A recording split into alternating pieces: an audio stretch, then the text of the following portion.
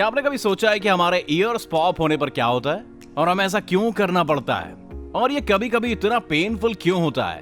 खैर, आज हम पता लगाएंगे कि इसका ज्यादातर हिस्सा आपके ईयर की कुछ स्ट्रक्चर्स को प्रोटेक्ट करने के लिए होता है, खासकर ईयर ड्रम्स। और कभी कभी अगर ये प्रॉपरली काम नहीं करता या किसी को स्पेसिफिक कंडीशंस है तो ये ईयर ड्रम के रप्चर होने का कॉज बन सकता है। तो आज हम कुछ ऑसम एनाटॉमी देखेंगे ताकि समझ सकें कि ईयर कैसे काम करता है और इन सवालों के जवाब हमको मिल सकें।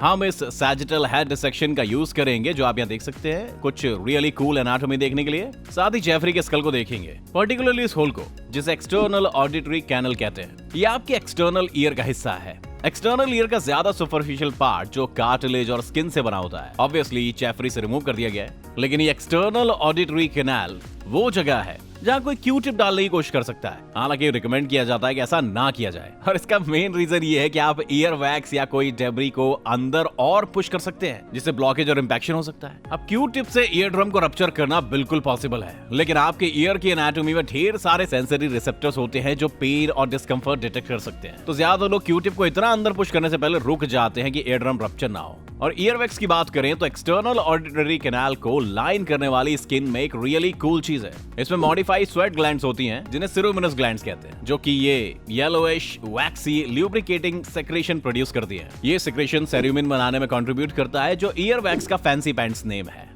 अब ईयर वैक्स एक स्टिकर बैरियर प्रोवाइड करता है जो फॉरेन बॉडीज जैसे इंसेक्ट्स को अंदर आने से रोकता है। ये कैनाल को वाटरप्रूफ भी करता है और कुछ पैथोजेंस जैसे बैक्टीरिया और फंगाई की एंट्री को प्रिवेंट करता है। और एक इंटरेस्टिंग FYI, ज्यादातर लोगों का ईयर वैक्स क्रेजी बिल्डअप नहीं करता है। ज्यादातर लोगों के लिए एक्सटर्नल ईयर सेल्फ क्लीनिंग होता है और ईयर वैक्स सूख कर अपने आप बाहर गिर जाता है। लेकिन कुछ लोग ऐसे होते हैं जो higher amount of wax produce करते हैं और उन्हें time to time ear irrigation की जरूरत पड़ सकती है। लेकिन चलो एक्सटर्नल ऑडिटरी कैनाल में और आगे बढ़ते हैं। External auditory canal ear drum के साथ खत्म होता है जिसे टेक्निकली टिम्पैनिक मेम्ब्रेन कहते हैं। टिम्पैनिक मेम्ब्रेन एक्सटर्नल ईयर को मिडिल ईयर से डिवाइड करता है। मिडिल ईयर को एक्चुअली टिम्पैनिक कैविटी कहते हैं और ये एक हॉलो स्पेस है जो एयर से भरा होता है। इसमें ह्यूमन बॉडी की सबसे छोटी बोन्स होती हैं जिन्हें ऑडिटरी ऑसिकल्स कहते हैं। शायद आपने उनके नाम सुने हो, मैलियस, इनकस और स्टेपीज। मिडिल ईयर में ह्यूमन बॉडी की कुछ सबसे छोटी मसल्स भी पाई जाती हैं, टेंसर टिम्पनी और स्टेपेडियस। स्टेपेडियस मसल तो एब्सोल्युटली ह्यूमन बॉडी में सबसे छोटी है। लेकिन ये टिम्पैनिक कैविटी या मिडिल ईयर हमारे ईयर्स पॉप करने की स्टोरी में बहुत इंपॉर्टेंट रोल प्ले करते हैं। लेकिन सबसे पहले आपको क्विक सिनॉप्सिस दे दूं कि हियरिंग कैसे काम करती है। जब sound waves external auditory canal में एंटर करती है तो ये टिम्पैनिक मेम्ब्रेन को वाइब्रेट करवाती है। ये वाइब्रेशंस फिर ऑडिटरी ऑसिकल्स यानी उन टाइनी बोन्स के थ्रू ट्रांसमिट होती है। फिर ये एक छोटे स्नेल लाइक ऑर्गन को स्टिमुलेट करती है जिन्हें कोक्लिया कहते हैं। बहुत सारी फ्रीक्वेंसीज की साउंड वेव्स कोक्लिया में डिफरेंट इंटेंसिटीज की वाइब्रेशंस कॉज करती हैं और ये इन्फॉर्मेशन वेस्टिबुलोकोक्लियर नर्व नामक नर्व के थ्रू ब्रेन तक ट्रांसमिट होती है। फिर हम सारे साउंड को समझ सकते हैं और प्रोसेस कर सकते हैं। लेकिन मिडिल ईयर में ये टाइनी मसल्स आखिर है क्यों? वेल, कभी कभी हम लाउड नॉइसेस के एक्सपोज्ड होते हैं, लेकिन ये मसल कॉन्ट्रैक्ट करके टिम्पैनिक मेम्ब्रेन के मूवमेंट्स या वाइब्रेशंस को लिमिट कर सकते हैं ताकि इनर ईयर स्ट्रक्चर्स जैसे कोक्लिया को डैमेज से बचाया जा सके। लेकिन क्योंकि इन मसल्स को कॉन्ट्रैक्ट करने में फ्रैक्शन ऑफ सेकंड लगता है, ये प्रोलॉन्ग लाउड साउंड्स जैसे थंडर से इनर ईयर को प्रोटेक्ट कर सकते हैं। लेकिन ब्रीफ लाउड साउंड्स जैसे गन शॉट के अगेंस्ट ये फास्ट इनफ कॉन्ट्रैक्ट नहीं कर पाते हैं। मैं श्योर हूं कि आप सब ईयर की एक्स्ट्रा एनाटॉमी सीखने के लिए सुपर एक्साइटेड हैं, लेकिन हम अपने ईयर्स पॉप क्यों करते हैं और ये कैसे काम करता है? जैसा कि हमने सीखा, मिडिल ईयर एक हेलो कैविटी जो है एयर से भरी हुई है और ज्यादातर टाइम ये क्लोज सिस्टम होता है जो certain amount of air pressure maintain करता है।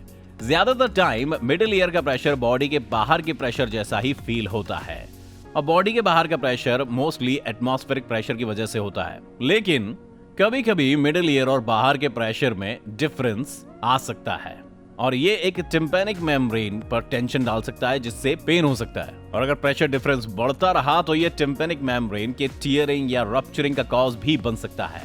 फॉर एग्जाम्पल, अगर कोई स्कूबा डाइविंग करने जाए तो जैसे जैसे वो पानी में डीपर जाता है, बॉडी के बाहर का प्रेशर मिडिल ईयर के प्रेशर से ग्रेटर हो जाता है और इससे ईयर ड्रम इनवर्ड बल्ज करने लगता है। और अगर ये कंटिन्यू होता है तो पेन हो सकता है और पोटेंशियली रप्चरिंग हो सकता है। लेकिन जब लोग स्कूबा डाइविंग सीखते हैं तो उन्हें प्रेशर इक्वलाइज करना सिखाया जाता है ताकि टिम्पैनिक मेम्ब्रेन उनकी जो है रप्चर ना हो।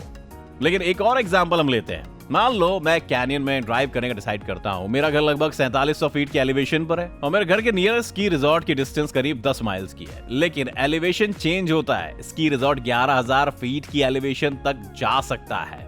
तो जैसे ही मैं स्की रिजॉर्ट की तरफ जाता हूँ, मैं नोटिस करता हूँ कि मेरा जो कान जो है दुखने लगता है। इस केस में 4700 फीट से मिडिल ईयर का प्रेशर एटमॉस्फेरिक प्रेशर से ग्रेटर हो जाता है, क्योंकि क्या होता है, एलिवेशन इंक्रीज होने पर एटमॉस्फेरिक प्रेशर एक्चुअली कम हो जाता है और इसकी वजह से होता क्या है, मेरा ईयर ड्रम आउटवर्ड बल्ज करने लगता है। फिर से ये पोटेंशियली पेन कॉज कर सकता है, लेकिन यूजुअली ये प्रीटी क्विक और इजी फिक्स है। मैं या तो अपने जॉ को मूव कर सकता हूँ, मैं यॉन कर सकता हूँ, या नोज प्लग करके मुंह बंद रख के ब्लो कर सकता हूँ। और मैं बिल्कुल श्योर हूं कि मैं इसे हैंड से नोज टच करता हूं, शायद, पक्का नहीं पता। तो क्या होता है जब मैंने अपना जॉ मूव किया या यॉन किया या नोज प्लग करके क्लोज माउथ से ब्लो किया, तो यही सैजिटल हेड डिसेक्शन हमारी स्टोरी के नेक्स्ट पार्ट में हेल्प करेगा।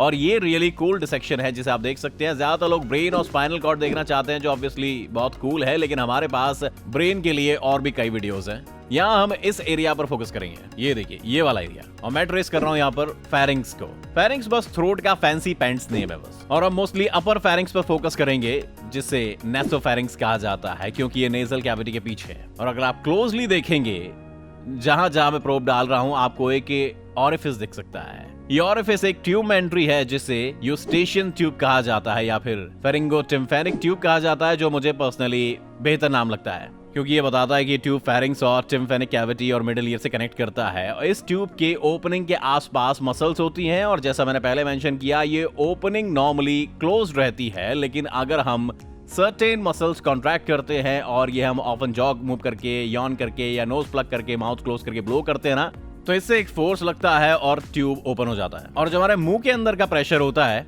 और नेसल पैसेजवेज का प्रेशर होता है, वो बाहर के प्रेशर के बराबर हो जाता है। ये प्रेशर इक्वलाइज करने में हेल्प करता है और इफेक्टिवली हमारे ईयर्स पॉप करता है, जिससे टिम्पैनिक मेम्ब्रेन का प्रेशर हट जाता है। ज्यादातर टाइम ये सिस्टम लोगों के लिए बहुत बढ़िया काम करता है, लेकिन जब हम सब ने प्रोबेबली कुछ एक्सपीरियंस किए होंगे, तो ये थोड़ा डिसफंक्शनल रहा होगा।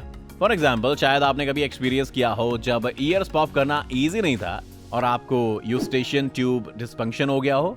अब यूस्टेशियन ट्यूब डिस्फंक्शन के कई कॉजेज हो सकते हैं। मेरे पेशेंट्स में कॉमन कॉज जो मैं देखता हूं, वो है नेस्टी अपर रेस्पिरेटरी ट्रैक्ट इन्फेक्शन या नेस्टी कोल्ड। अब जब आपको कोल्ड होता है ना, तो जो म्यूकस मेम्ब्रेन होती है ना, वो इन्फ्लेम हो सकती है और वो ज्यादा म्यूकस प्रोड्यूस करती हैं, जिससे यूस्टेशियन ट्यूब नैरो हो सकती है। इससे ट्यूब ओपन करना और प्रेशर इक्वलाइज करना हार्डर हो जाता है। इसका मतलब ये भी हो सकता है कि मिडिल ईयर में थोड़ा फ्लूइड बिल्डअप हो जाए। बस थोड़ा सा अनॉयंस हो सकता है, लेकिन मिडिल ईयर इन्फेक्शन भी लीड कर सकता है इससे। मिडिल ईयर इन्फेक्शंस को मेडिकल वर्ल्ड में ओटाइटिस मीडिया कहते हैं, और ये छोटे बच्चों में एक्चुअली ज्यादा कॉमन है, क्योंकि किड्स में यूटेशियन ट्यूब या फेरिंगोटिम्फेनिक ट्यूब ज्यादा हॉरिजॉन्टल, शॉर्टर और ज्यादा नैरो हो सकती है। और इसके दो रिजल्ट्स होते हैं। पहला, पैथोजेंस जैसे बैक्टीरिया का नेसोफेरिंग्स से मिडिल ईयर तक जाना इजियर होता है। दूसरा, बच्चों में नैरोअर ट्यूब होने की वजह से रेस्पिरेटरी ट्रैक्ट इन्फेक्शन के दौरान इसे क्लोज करना आसान होता है, तो वो अपने ईयर्स को उतना वेल ड्रेन नहीं कर पाते और बैक्टीरिया ज्यादा इजीली बिल्डअप हो सकते हैं। अब मिडिल ईयर इन्फेक्शंस के बारे में इंटरेस्टिंग बात यह है कि आपकी बॉडी जो है, वो इन्हें एंटीबायोटिक्स के बिना भी हील कर सकती है, और ये मेडिकल कम्युनिटी में थोड़ा डिबेट का टॉपिक है। क्या हमें लोगों, यहाँ तक कि किड्स को middle ear infection ride out कर देना चाहिए, या हमें इमीडिएटली एंटीबायोटिक्स से ट्रीट करना चाहिए? मुझे लगता है इसमें एक नुआंस्ड अप्रोच हो सकता है, जहां पीडियाट्रिशियन चाइल्ड की हिस्ट्री, ओवरऑल रिस्क असेस करके पेरेंट्स के साथ डिसीजन ले सकता है। मिडिल ईयर इन्फेक्शन ना ट्रीट करने का एक पोटेंशियल रिस्क है रप्चर्ड ईयर ड्रम। पस और प्रेशर बिल्डअप होकर ईयर ड्रम रप्चर कर सकता है, इससे पहले कि बॉडी का इम्यून सिस्टम इन्फेक्शन क्लियर करे। फॉर्चुनेटली अगर ईयर ड्रम रप्चर होता है, तो ये 3 से 6 वीक्स में अपने आप हील हो सकता है। और आखिरी छोटी सी FYI, यही रीजन है कि फ्रीक्वेंट ईयर इन्फेक्शंस वाले किड्स को टिम्पैनिक मेम्ब्रेन में ट्यूब्स प्लेस किए जा सकते हैं। ये पस और प्रेशर के लिए अनदर ड्रेनेज पॉइंट अलाउ करता है, अगर यूस्टेशियन ट्यूब या फेरिंगोटिम्फेनिक ट्यूब प्रॉपर्ली ओपन नहीं हो रहा है और मिडिल ईयर का ड्रेनेज अलाउ नहीं कर रहा है।